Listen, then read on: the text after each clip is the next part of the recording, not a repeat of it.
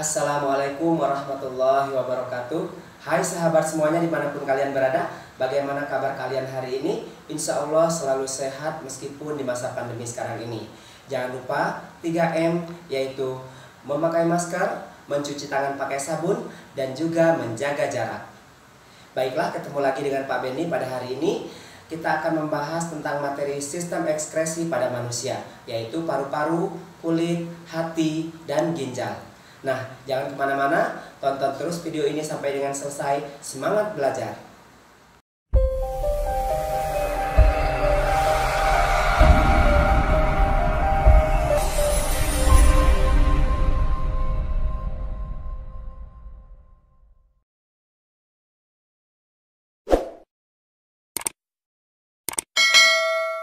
Baiklah anak-anak, untuk materi kita pada kali ini adalah tentang sistem ekskresi pada manusia.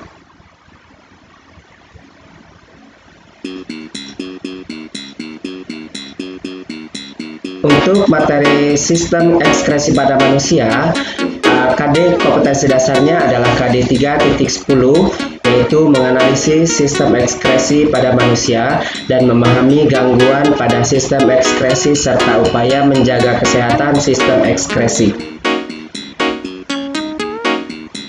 Adapun untuk IPK-nya, yaitu mendeskripsikan organ-organ penyusun sistem ekskresi pada manusia, menentukan fungsi sistem ekskresi pada manusia, menganalisis hubungan struktur dan fungsi pada organ ginjal, menganalisis hubungan struktur dan fungsi pada organ paru-paru, menganalisis hubungan struktur dan fungsi pada organ hati, dan menganalisis hubungan struktur dan fungsi pada organ kulit. Adapun untuk KD keterampilannya, yaitu KD 4.10, membuat karya tentang sistem ekskresi pada manusia dan penerapannya dalam menjaga kesehatan diri. Untuk IPK-nya, yaitu membuat poster tentang kelainan atau penyakit sistem ekskresi pada manusia dan penerapannya dalam menjaga kesehatan diri pada manusia. Berikutnya, pengertian ekskresi. Ekskresi adalah proses pembuangan zat sisa metabolisme yang bersifat racun dan sudah tidak diperlukan lagi oleh tubuh. Seluruh atau sampah dalam tubuh dalam bentuk cairan, urin, dan keringat, gas karbon dioksida, dan zat padat harus diekskresikan. Proses pengeluaran atau ekskresi selalu melibatkan proses osmoregulasi, suatu proses untuk memelihara tekanan osmosis dalam tubuh manusia dalam menghadapi kondisi lingkungan. Sistem ekskresi manusia terdiri dari 4 organ penting. Yang pertama adalah paru-paru atau pulmo, yang kedua hati atau hefar, yang ketiga kulit atau dermis, dan yang keempat adalah ginjal atau renalis. Masing-masing mempunyai peran berbeda-beda. Yuk kita simak penjelasan sistem ekskresi pada manusia berikut ini. Baiklah, yang pertama kita akan membahas tentang organ ekskresi paru-paru. Paru-paru dikenal sebagai sistem respirasi atau pernapasan. Namun, paru-paru juga memiliki peran sebagai sistem ekskresi loh. Salah satu limbah terbesar dalam tubuh manusia adalah gas karbon dioksida. Gas ini merupakan sisa metabolisme dari respirasi seluler. Setiap kali kita menghela napas, sistem ekskresi paru-paru mengeluarkan gas karbon dioksida serta uap air. Paru-paru berjumlah sepasang, terletak di rongga dada kiri dan kanan. Paru-paru kanan terdiri dari 3 lobus atau 3 gelambir dan ukurannya lebih besar dari paru-paru sebelah kiri. Sedangkan paru-paru sebelah kiri terdiri dari 2 lobus atau 2 gelambir. Fungsi paru-paru yaitu sebagai organ pernapasan atau menukar karbon dioksida dari darah dengan oksigen dari udara. Proses respirasi terdiri dari C6H12O6 plus 6H2O menghasilkan 6CO2 plus 6H2O plus E, di mana C6H12O6 itu merupakan zat makanan, 6O2 merupakan oksigen, 6CO2 merupakan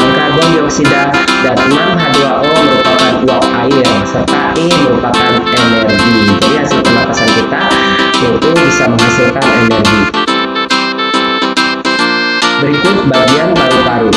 Bagian paru-paru yang pertama adalah trakea atau batang tenggorok, yang kedua adalah bronkus atau cabang tenggorokan, dan yang ketiga bronchiolus atau cabang bronkus, dan yang keempat adalah alveolus yaitu gelembung udara.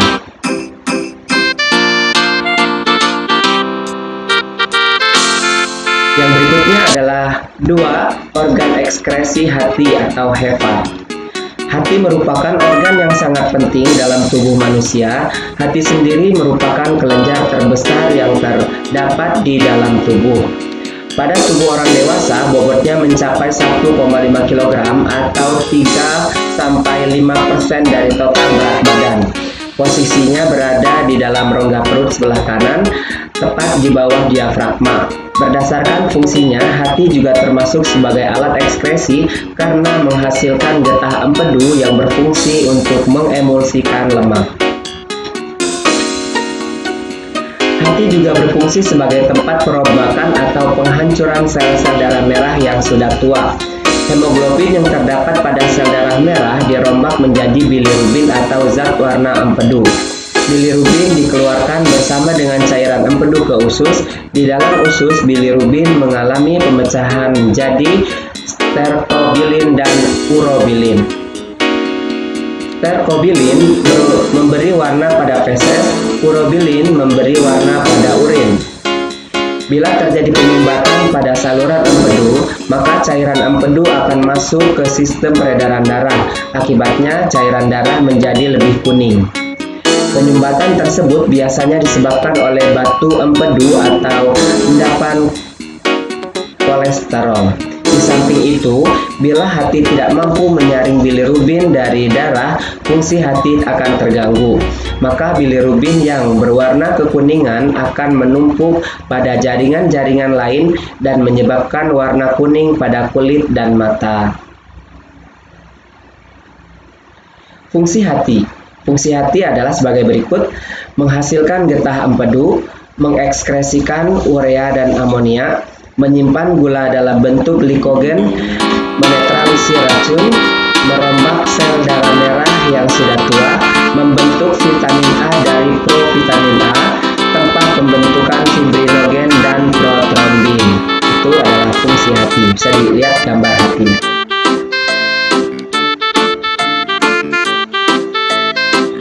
Yang ketiga adalah organ ekskresi pada kulit.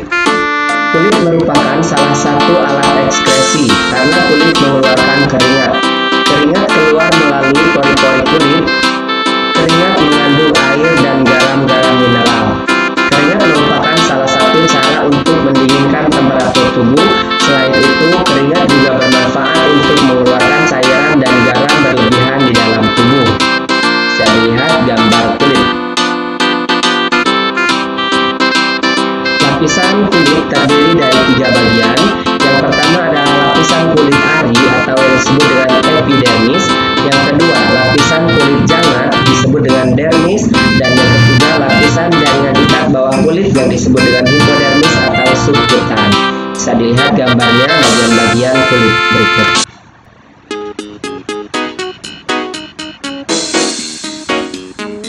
Oke, selanjutnya kita bahas bagian kulit yang pertama, yaitu epidermis atau lapisan kulit ari. Epidermis merupakan bagian terluar yang sangat tipis. Bagian ini terdiri dari 2 lapisan, yaitu A. Lapisan tanduk atau stratum corneum. Di lapisan tanduk ini terdapat lapisan paling luar dan tersusun dari sel-sel yang telah mati, kemudian mudah mengelupas, tidak memiliki pembuluh darah dan saraf sehingga tidak terasa sakit dan tidak mengeluarkan darah bila lapisan ini mengelupas. B. Lapisan malpighi, yaitu tersusun dari sel-sel yang hidup, yang kemudian terdapat pigmen yang memberikan warna kulit dan melindungi dari sinar matahari, dan terdapat ujung saraf. Yang kedua adalah lapisan dermis atau lapisan kulit jangat. Lapisan dermis lebih tebal dibandingkan lapisan epidermis. Di lapisan ini terdapat bagian-bagian sebagai berikut. A.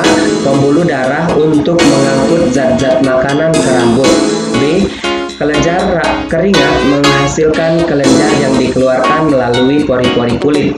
Kemudian yang C, ujung saraf yang terdapat dari corpusculus pacini atau reseptor tekanan, corpusculus meissners atau reseptor raba atau sentuhan, corpusculus rufini atau reseptor panas, reseptor rasa nyeri, dan corpusculus kraus yaitu reseptor dingin. Maka bisa disingkat dengan patek rupa Cradimesen ya, untuk lebih mudah menghafalnya ujung-ujung saraf tersebut. D, yaitu kelenjar minyak menghasilkan minyak yang berfungsi untuk meminyaki rambut dan kulit agar tidak kering. E, kantong rambut merupakan tempat tertanamnya akar rambut. Yang ketiga adalah lapisan subkutan atau hipodermis. Lapisan yang paling bawah yang mengandung lemak atau jaringan adiposa paling banyak untuk melindungi tubuh dari benturan. Lapisan subkutan juga berfungsi meregulasi suhu tubuh kita serta mengikat kulit ke otot dan jaringan di bawahnya. Fungsi kulit selain sebagai alat ekskresi adalah yang pertama, sebagai pelindung tubuh dari kerusakan. 2. Tempat menyimpan kelebihan lemak. 3. Tempat pembuatan vitamin D. Yang keempat, sebagai alat indera peraba. Dan yang kelima, sebagai pengatur suhu tubuh.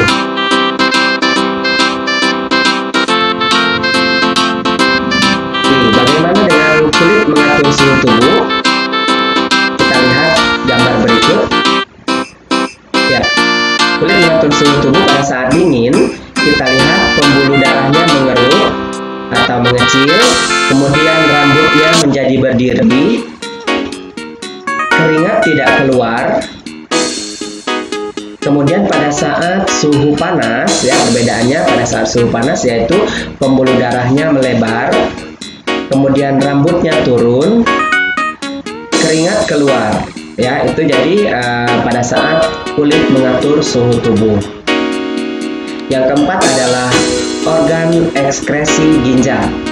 Ginjal manusia bisa dibilang sebagai organ utama sistem ekskresi. Fungsi organ ginjal adalah mengeluarkan cairan dan zat sisa metabolisme melalui urin.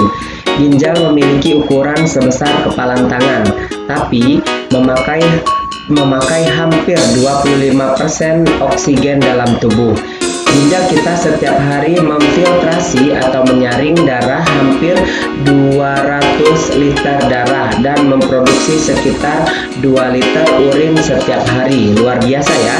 Bisa dilihat gambar pelotongan penampang melintang ginjal berikut. Oke, di manakah letak ginjal? Ginjal terletak di sebelah kiri dan kanan ruas tulang pinggang di dalam rongga perut. Mengapa letak ginjal kiri lebih tinggi daripada ginjal kanan? Karena letak hati yang lebih tinggi daripada bagian kiri. Pada bagian ginjal terdapat hampir 1 juta nefron. Masing-masing berfungsi membentuk urin yang lalu dikeluarkan melalui uretra. Bagian-bagian ginjal. Bagian-bagian ginjal ini ada 3 macam. Yang pertama adalah bagian kulit ginjal atau disebut dengan korteks. Yang kedua sumsum ginjal atau medula. Yang ketiga adalah rongga ginjal atau yang disebut dengan pelvis. Ya, itu ada gambar arteri ginjal dan juga gambar ureter. Bagian-bagian ginjal yang pertama kita akan membahas satu kulit ginjal atau cortex renalis. Di dalam kulit ginjal terdapat jutaan alat penyaring yang disebut dengan nefron. Setiap nefron terdiri dari badan Malpighi dan tubulus atau saluran. Badan Malpighi tersusun atas capsula Bowman dan glomerulus. Glomerulus merupakan anyaman pembuluh darah kapiler yang berupa gumpalan-gumpalan. Glomerulus dibungkus oleh kapsula Bowman. Kapsula Bowman berbentuk seperti mangkuk atau piala. Bisa dilihat gambarnya sini nefron ya. Ini gambar nefron. Yang kedua adalah sumsum ginjal atau medula renalis. Sumsum ginjal terdiri dari pembuluh atau saluran berliku-liku yang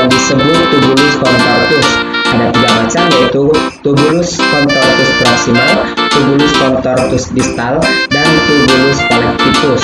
Tubulus contortus ini bermuara pada rongga ginjal. Ya, bisa lihat itu gambar bagian-bagian ginjal. Yang ketiga adalah rongga ginjal atau pelvis renalis, merupakan tempat bermuaranya tubulus, yaitu tempat penampungan urin sementara yang akan dialirkan menuju kandung kemih melalui ureter dan dikeluarkan dari tubuh melalui uretra. Bisa dilihat gambarnya ya. Berikut adalah tahapan-tahapan proses pembentukan urin. Ada 3 tahapan dalam pembentukan urin. Yang pertama adalah filtrasi. Filtrasi merupakan penyaringan zat sisa metabolisme yang dapat menjadi racun apabila tidak dikeluarkan ya. Tempat terjadinya di glomerulus. Zat yang dihasilkan yaitu disebut dengan filtrat glomerulus atau urin primer yang kemudian masuk ke dalam simpai Bowman atau kapsula Bowman. Yang kedua adalah reabsorpsi atau yang disebut dengan penyerapan kembali zat-zat yang masih berguna di dalam tubuh ya. Tempat terjadinya yaitu di tubulus contortus proximal atau disingkat dengan TKP, yang menghasilkan yaitu filtrat tubulus atau yang disebut dengan urin sekunder. Kemudian yang ketiga adalah tahapan augmentasi atau pengumpulan zat yang tidak berguna untuk dikeluarkan dari tubuh seperti ureum, zat sisa, zat warna empedu atau bilirubin ya, kemudian sisa vitamin dan sebagainya. Tempat terjadinya yaitu di tubulus contortus distal atau TKD. Hasilnya merupakan urin sesungguhnya atau urin sebenarnya yang akan dibuang keluar tubuh melalui tubulus collectivus menuju ke rongga ginjal, kemudian menuju ke ureter, setelah itu kantung kemih atau vesika urinaria, kemudian menuju ke uretra, baru keluar tubuh. Oke. Nah, sekarang kita lihat urutan jalannya urin keluar tubuh ya.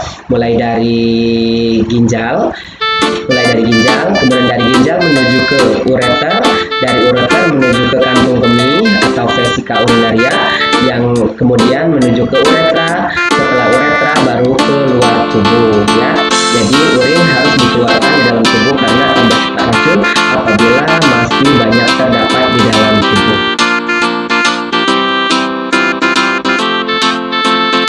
Nah, anak-anak, demikian tadi materi tentang sistem ekskresi pada manusia. Pada kesempatan ini, mudah-mudahan kalian bisa memahami pelajaran ini dengan mudah sehingga dapat menambah dan ilmu pengetahuan kalian serta meningkatkan uji kompetensi kalian dalam materi ini. Terima kasih atas perhatiannya. Bersambung di video berikutnya yaitu di gangguan dan penyakit sistem ekskresi. Terima kasih. Assalamualaikum warahmatullahi wabarakatuh. Oke, demikian tadi sahabat, semuanya sudah kita saksikan video pembelajaran IPA kelas 8 tentang sistem ekskresi pada manusia. Mudah-mudahan materinya bisa dipahami dengan baik dan juga dapat meningkatkan uji kompetensi kalian. Oke, sukses selalu buat kita semua, semangat belajar dan tetap jaga kesehatan. Wassalamualaikum warahmatullahi wabarakatuh.